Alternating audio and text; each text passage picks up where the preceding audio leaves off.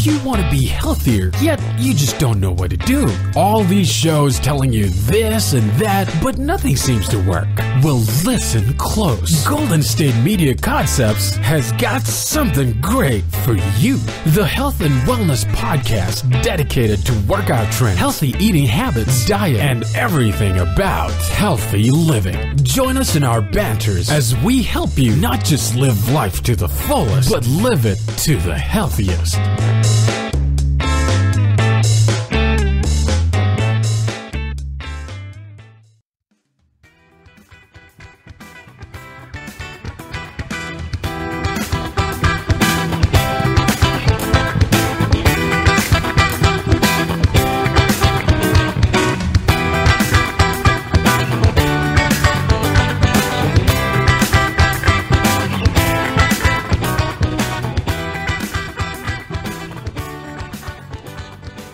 Hello and welcome to the GSMC Health and Wellness Podcast, brought to you by GSMC Podcast Network. I'm your host, Staci.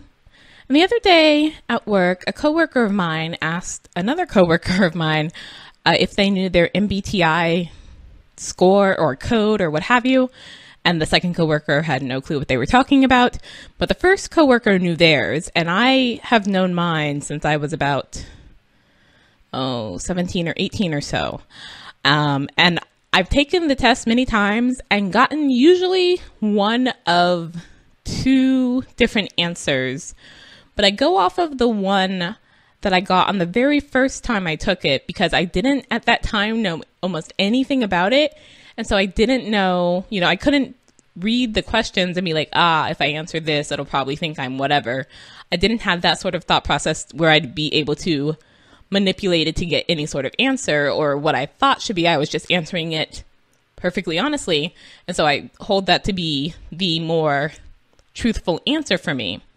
But for those of you who don't know, the MBTI stands for the Myers-Briggs Type Indicator. And this was constructed by Catherine Cook Briggs and her daughter, Isabel Briggs Myers, and is based off of a theory by Carl Jung.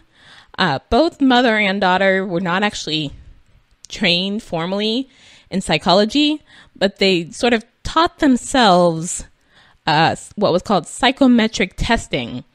And Isabel Briggs Myers at one point actually wrote a murder mystery based off of personality types, which I tried to find in the library, but unfortunately could not, because I think that would be very interesting to read. But anyways, Jung's theory of psychological types was not based on any sort of controlled scientific studies. It was just more based on clinical observation, introspection, and anecdote. And this is one of the criticisms that has come up with the MBTI thing, is that it's not scientifically based, really.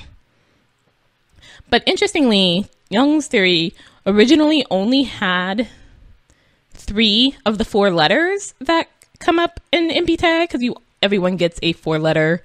I'm going to call it a score, even though that's not correct because it's not a number. It's letters that supposedly define your personality. But Myers and Briggs added the idea of the 4th letter, the J or the P, indicating a person's most preferred extroverted function, which is the dominant function for extroverted types and the auxiliary function for introverted types. And that's where the MBTI starts breaking down for me, where it's like my extroverted intuition or my introverted, I'm like, I know my simple 4-letter code. I don't know anything beyond that. I can't get into it. That starts getting super, super complicated.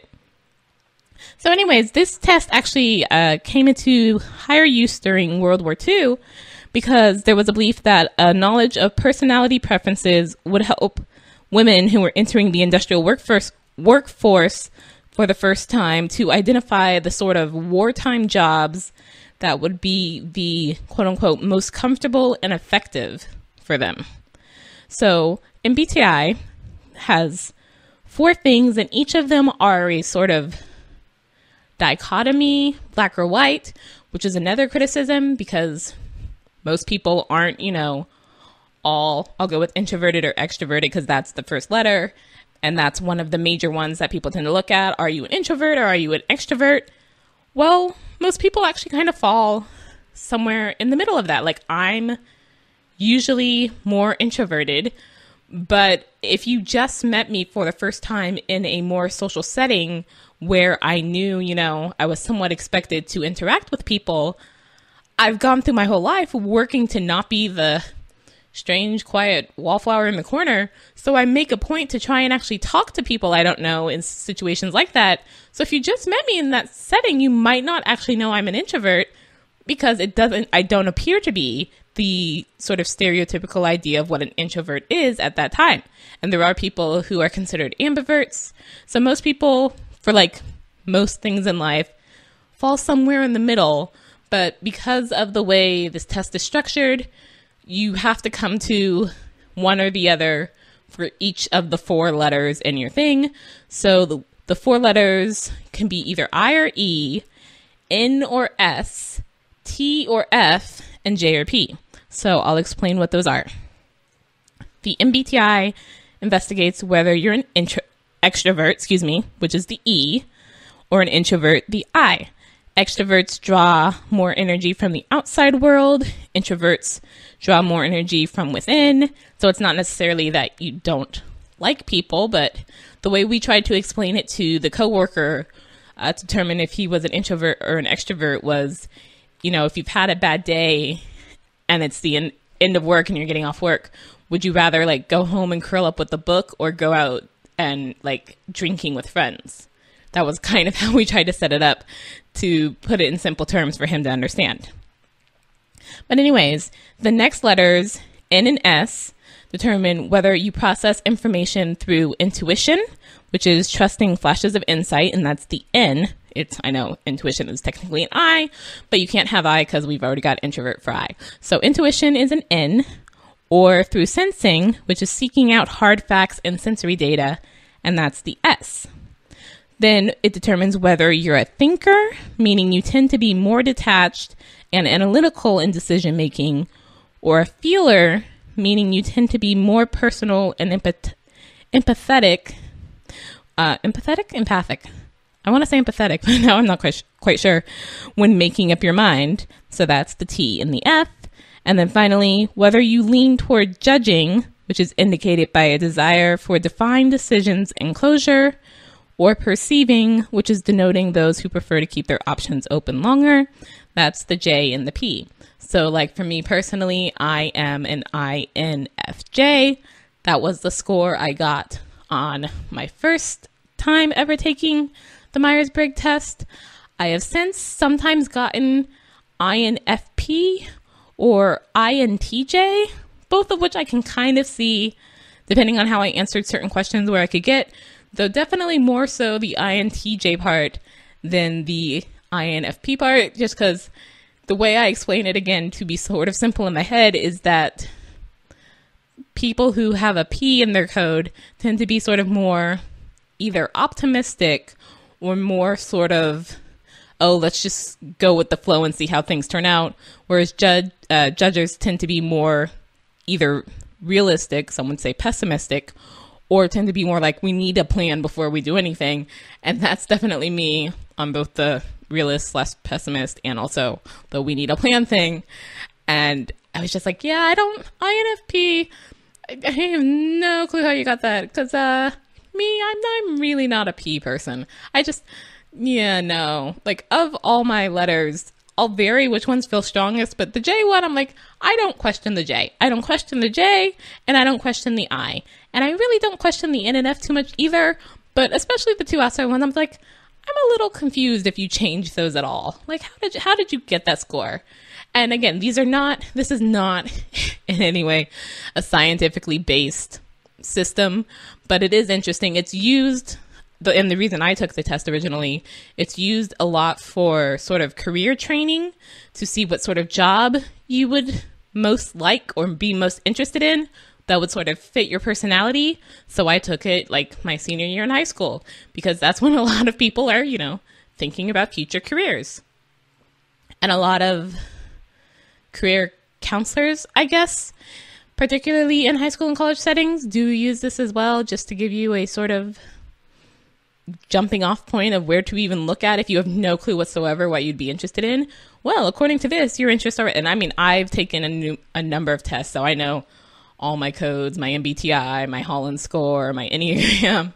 Like, I know them all, and I still kind of end up confused. So don't take this to be like hard fact. It's more so the like personality version, I guess, of a horoscope, which is interesting because I generally only trust horoscopes as they refer to personality and not ones that actually refer to like, oh, this week you will meet a potential romantic interest. I was like, all people born at that same time of year, all however many millions of people will meet a potential romantic interest or whatever, or be really lucky this week or what? Really? I can't buy it. But if you're going to say all people born at a certain time are, you know, more steady or more spontaneous, well, planets and moons and tides and gravity and I don't know things, I can almost get behind that. I don't believe it's science, but I can kind of get behind that. So what that long rambling statement was just basically trying to say is take this all with a grain of salt. So we're going to take a short break. Stay tuned. Still on the search of that one true love? On the limbo in this crazy world of dating, marriage, relationships? Well, listen to the Golden State Media Concepts Relationship Podcast, your one-stop podcast for everything about relationships.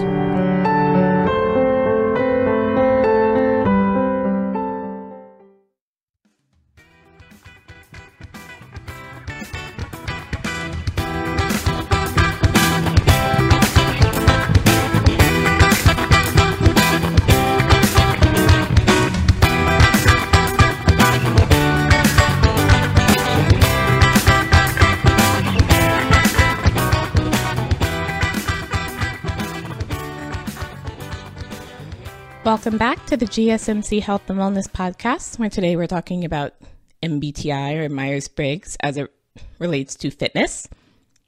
So there are a number of things you can find for Myers-Briggs just in general. If you type in like your favorite sort of mainstream show or movie or what have you, you can often find charts that people have done putting different characters into different types. I mean, you can find this for things like Harry Potter, Star Wars, Game of Thrones, Pride and Prejudice, Pokemon, just a number of Star Trek, Star Wars. I think I said Star Wars twice, but anyways, you can find it for number of things. I typed it in for fitness just because it happened to be in my mind, and of course can find a few different things relating to fitness as well. There are two that we're going to talk about today. One relating to a sort of diet or healthy eating style, I guess you would say, as it relates to the different types. And then one relating to sort of what type of exercises might best suit each type. So the first one, the dieting one or what have you, comes from a website called psychologyjunkie.com. And from what I saw on this website, this seems to be a lot about MBTI, like different things.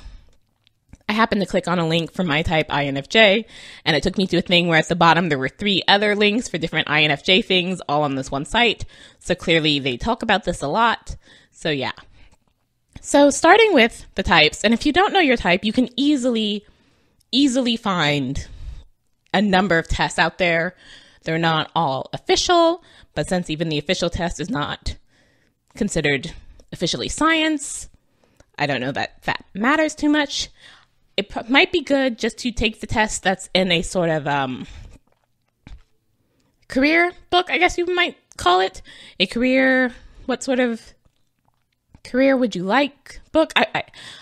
I'm suddenly blanking on what those are called, but I definitely read several of them that had the different types in them, so you can definitely find it out there. So I don't know that there's an actual official order that the types are usually listed in. Most of the charts do sort of follow a very similar order. I've put these in an order that pleases me, based off of the colors that will come up later. And I just put my type last because save the best for last, quote unquote. I'm not saying I'm the best. My type is interesting though, in that in America, it's the least common type. So save the most rare for last, save the something for last. Anyways, going on. So if you are an INTP, you generally want to deal with rigid, structured plans or confining regimens, and you're also less motivated by social community-based programs. And again, this is sort of regarding they were dealing with diet, so like what type of diet would work best for you. But this is just, your type in general for a number of things, so take that as you will.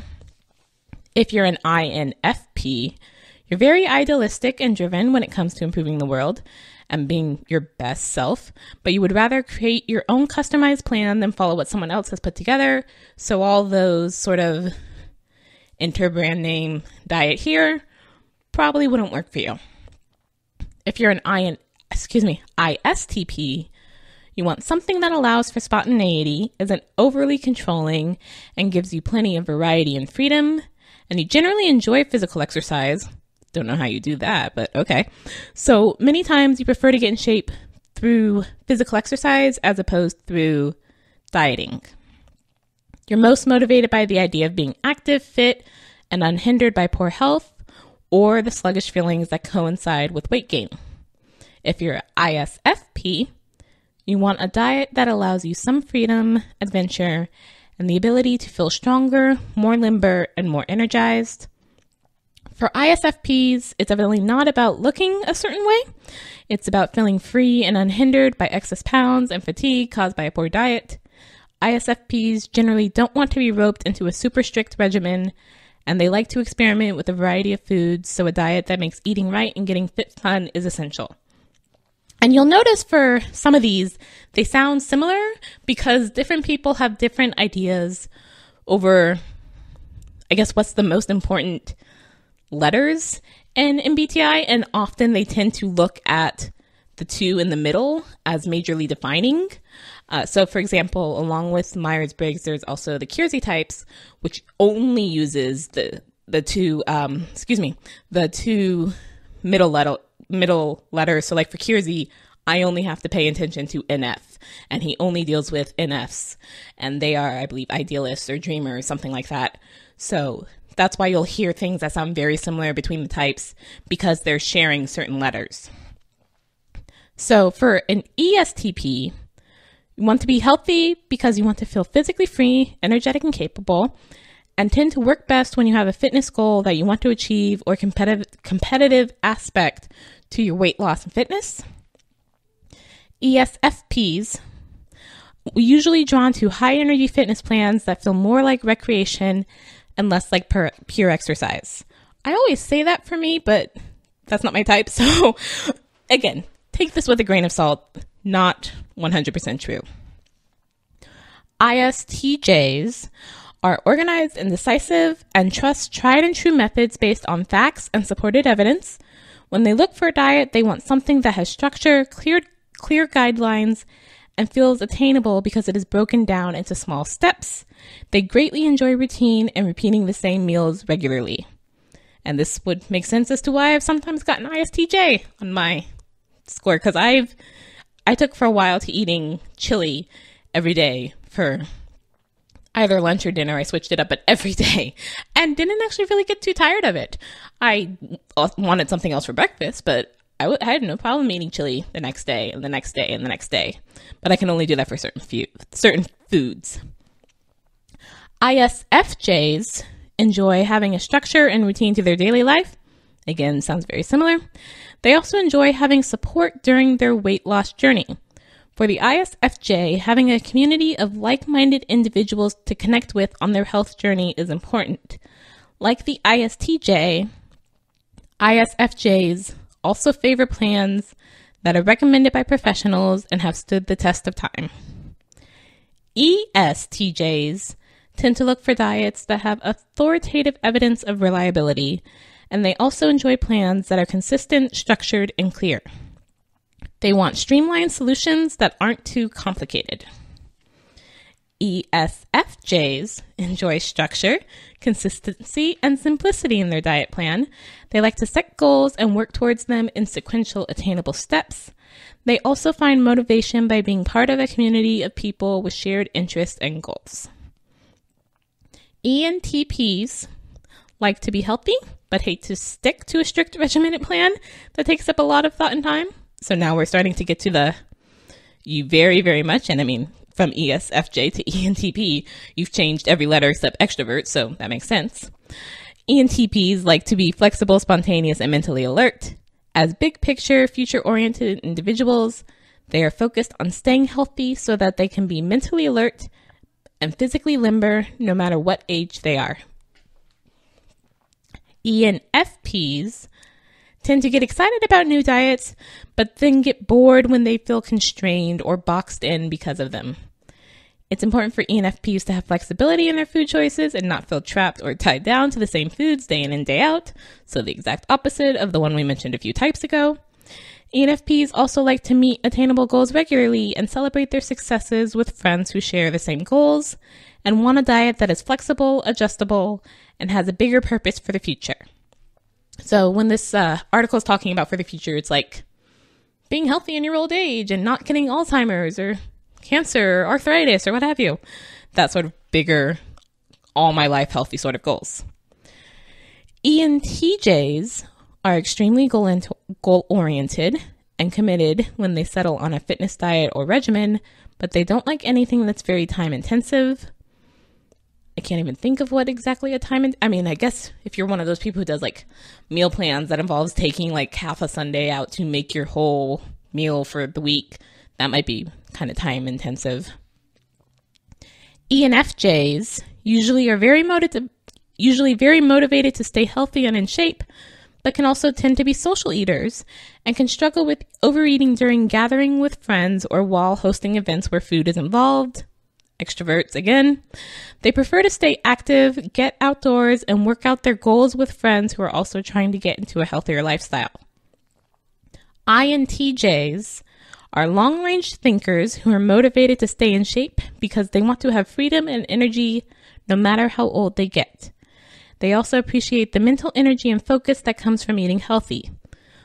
For the INTJ, a healthy diet is usually less about appearance and vanity and more about staying physically limber, healthy, and able to live up to their physical and mental potential.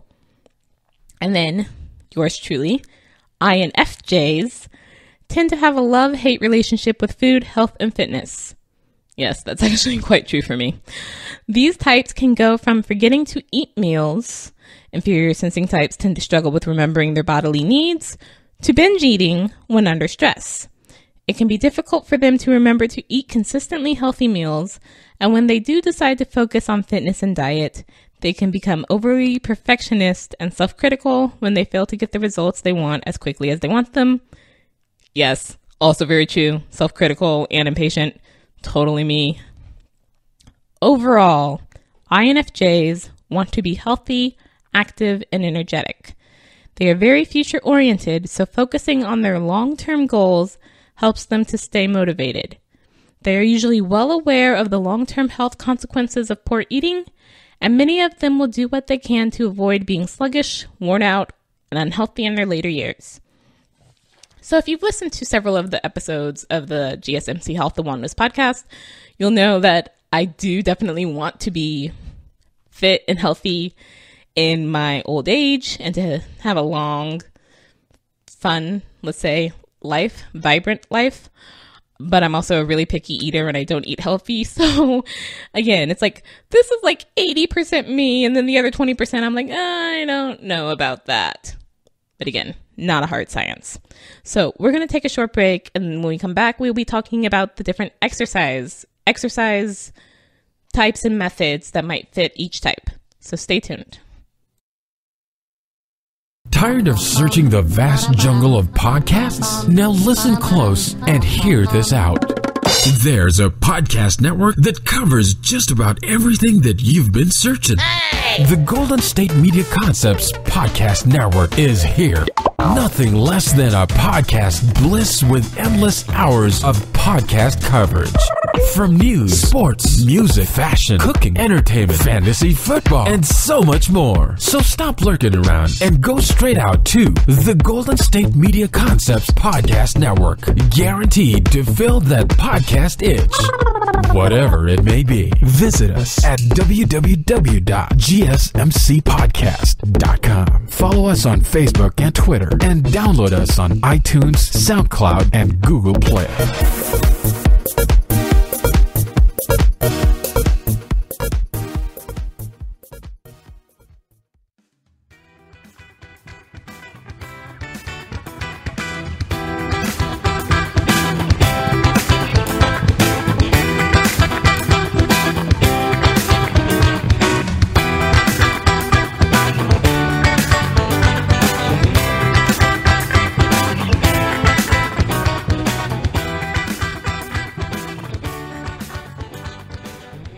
Welcome back to the GSMC Health and Wellness Podcast. Another thing I found when I was looking up MBTI and how it relates to fitness is this thing called the 8 Colors of Fitness by Suzanne Brew. I'm going to read it as Brew, in which she has broken things down somewhat according to the Myers-Briggs types, but she also put them into colors, and each color refers to 2 types. Because she, like I mentioned earlier, believes that it's certain letters that really define things regarding fitness types. And so things that share those same letters are pretty much the same when it comes to what exercise methods would best benefit them. So again, for this, I've put INFJs last just because, I don't know. So it's not necessarily in the order that I think maybe she goes with, because all the things I saw for 8 Colors of Fitness started with blue for her, but I'm starting with saffrons just because I organized it the way I wanted to. So yes. So saffrons are INTPs and INFPs, and they like to express themselves as individuals and are attracted to spontaneous, engaging activities. Music and location are huge motivators. They go for classes that sound challenging, and it's important for them to find fitness instructors whose personalities appeal to them. If you're a saffron, she says you should consider seeking out multiple work environments, fitness clubs, cycling studios, dance studios, and ideally find a few options near home and near work so it's easy to work out whenever the mood strikes. And suggested activities include music-filled classes such as group cycling, body and soul, Zumba, Nia, yoga, dancing, and various types of dancing are listed here. Just sort of whatever might appeal to you. And again, I've sometimes gotten INFP as my answer for some reason. So part of that does make sense to me, and other parts I'm just like, but no. So it's very interesting.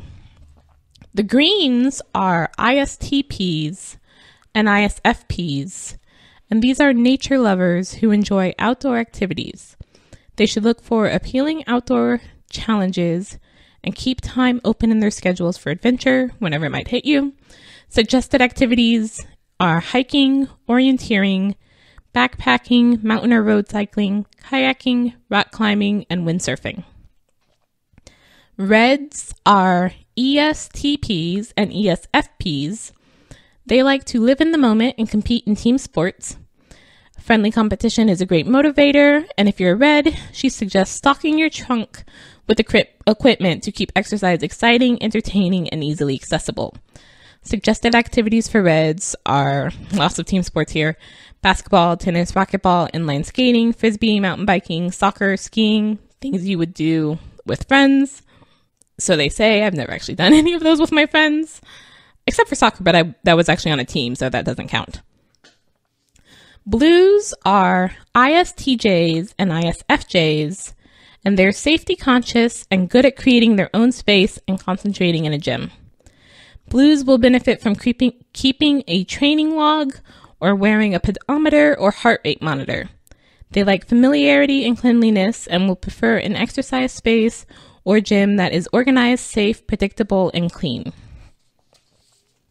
Suggested activities for blues include rowing, running, walking, yoga, and interval training. Golds are ESTJs and ESFJs. These are traditional, conservative, and like to share their exercise experiences and results with others, and they will benefit from setting clear, specific goals and from having good, accessible fitness role models. They should make a point, she says, of telling others about their results and successes. Suggested activities for golds include swimming, Pilates, yoga, tennis, one-on-one personal training, hiking, but hiking specifically with a goal, such as reaching all of the highest peaks in your region, something to work towards specifically. Silvers are ENTPs and ENFPs, and they like exercise to be disguised as fun. I always say that I do, but I actually kind of like exercise to just not exist at all, so who knows. Silvers do best with convenient workouts that maintain constant momentum and demand constant focus. Suggested activities include Tai Chi, bicycling or jogging with a group, Zumba, Nia again, yoga, group cycling classes, Chi running, and Nordic skiing. Purples, and I'm so sad this is not my type because purple is my favorite color, or one of them, I have two. But purples are ENTJs and ENFJs, and they like routine-oriented activities and enjoy repetition. They like uncomplicated routines that are easy to replicate, such as 20 minutes of cardio followed by 20 minutes of strength training. To avoid plateaus and overuse injuries, she suggests trying new machines and training a variety of muscle groups each workout. Map out what you plan to do ahead of time so you feel confident and focused, and occasionally push up your incline or speed or hire a trainer to push you further. Suggested activities for purples include lap swimming, cardio and strength training, running, and cycling. And then finally, whites are INTJs and INFJs. They prefer to plan, hate to be rushed, and are visionary types who enjoy calm spaces. Yes to the first two, not so much of the third for me. They're best off hitting the gym during off-peak hours so that they can have space to relax and zone out without talking to people. Yes, don't talk to me. Tuning into a custom MP3 playlist or TV screen can help free your mind. You're best off avoiding personal trainers or classes that require intense verbal instruction or interaction because you may feel jarred by interruptions. Suggested activities are hiking, running, yoga, cardio, and strength training alone at the gym. So again, MBTI, not anywhere near a hard cut science. So definitely take everything I've just said with a grain of salt. If you don't know your type, I'm sure that was all a lot of mumbo jumbo, but I find MBTI is very interesting, particularly when people try and like categorize other people. You can definitely find this for like people trying to figure out what type celebrities are. I wouldn't necessarily suggest trying to do that, but it's interesting to see the way some people see certain people and how it can differ from your own. And also going off of that, who you somewhat relate to before and after you know your type as somewhat similar to yourself or a role model, but also just as a way of sort of, hey, I tend to like, again, I am an INFJ. I'm more of an introvert. I'm not sure I want to, be mingling while I'm trying to be all hot and sweaty and losing weight. So yeah, I don't want to do the really social activity for exercise. That actually works pretty well for me. But again, parts of it does and parts of it don't. So take whatever helps you and sort of leave the rest, I guess I should say. So on that note, we're going to end for today. Thank you for listening to the GSMC Health and Wellness Podcast. You've been listening to the Golden State Media Concepts Health and Wellness Podcast, part of the Golden State Media Concepts Podcast Network. You can find this show and others like it at www.gsmcpodcast.com. Download our podcast on iTunes, Stitcher, SoundCloud, and Google Play. Just type in GSMC to find all the shows from the Golden State Media Concepts Podcast Network, from movies to music, from sports to entertainment, and even weird news. You can also follow us on Twitter and on Facebook. Thank you, and we hope you have enjoyed today's program.